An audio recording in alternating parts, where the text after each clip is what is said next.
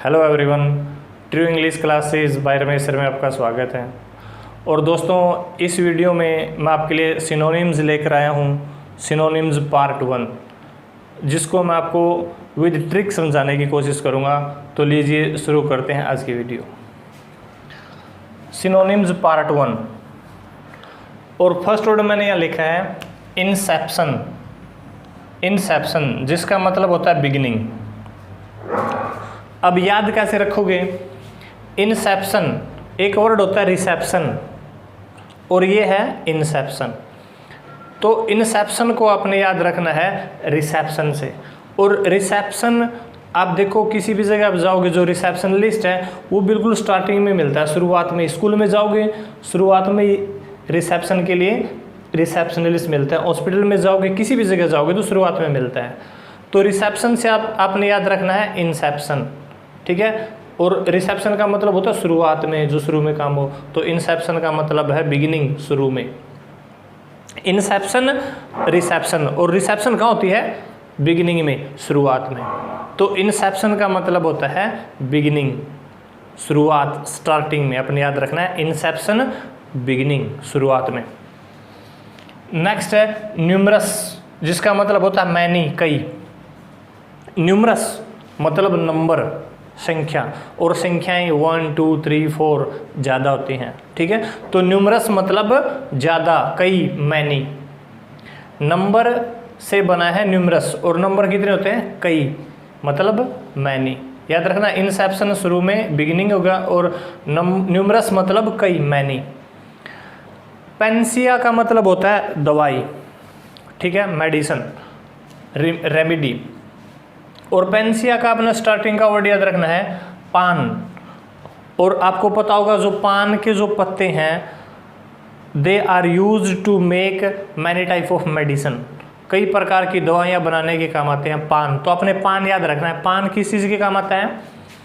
Remedy, as a medicine काम आता है, वो दवाई के तौर पे काम आता है। नेक्स्ट वर्ड है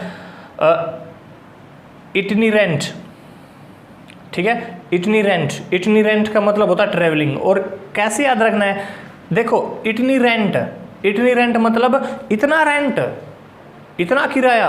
और इतना किराया कब लगता है? जब हम कहाँ जाएं? ट्रैवलिंग के लिए जाएं, भ्रमण के लिए जाएं, विजिट के लिए जाएं।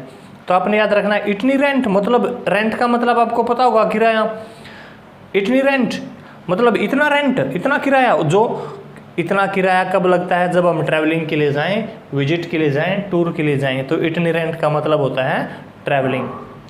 2 बार आप वीडियो देखोगे तो आपको लिखने की ज़रूरत नहीं होगी, आसानी से आप याद कर सकते हैं। और यदि ट्रिक्स आपको अच्छी लग रही है तो चैनल को सब्सक्राइब जरूर कीजिएगा, बेल आइकन को प्रेस कीजिएगा। और अगला जो वर्ड है लोक्वेशियस, जिसका मतलब होता है टाकेटिव। लोक्वेशियस, लोक। और जो टाकेटिव लोग होते हैं मतलब बातूनी, उनकी जुबान पर लोक लगाना मुश्किल होता है। लोक्वेशियस का मतलब होता है बातूनी। और लोक लगाना, ताला लगाना किसकी जुबान पर? जो टाकेटिव लोग होते हैं उनकी जुबान पर ताला लगाना मुश्किल होता है। तो लोक से आपने याद रखना है मतलब वो व्यक्ति जो ज़्यादा बातें करते हैं। लोकेशियस का मतलब होता है टाकेटिव। और ये होता है ट्रैम्प, ठीक है। इसका लास्ट वर्ड आपने याद रखना है रैंप, रैंप। और टीवी वगैरह में देखा होगा जो रैंप बना होता है, उसके ऊपर जो मॉडल वगैरह होती हैं उसके ऊपर रैंप करती हैं, चलती हैं, ठीक है। तो रैंप, चलना मतलब वॉन्डर्ड, भटकना, इधर से उधर जाना। तो ट्रैम्प का आपने एक वर्ड याद रखना है रैंप, ठीक है। और रैंप के ऊपर जो मॉडल वगैरह है, कोई भी जो चलता है, वॉन्डर्ड करते हैं, भटकते हैं, इस साइड चले गए फिर उस साइड चले जाते हैं, ठीक है। ट्रैम्प का मतलब होता है वॉन्डर्ड करना। नाइट मेयर, ठीक है। नाइट मतलब रात को, मेयर, मेयर मतलब मरना। ऐसी रात को मरने जैसी फीलिंग कब होती है?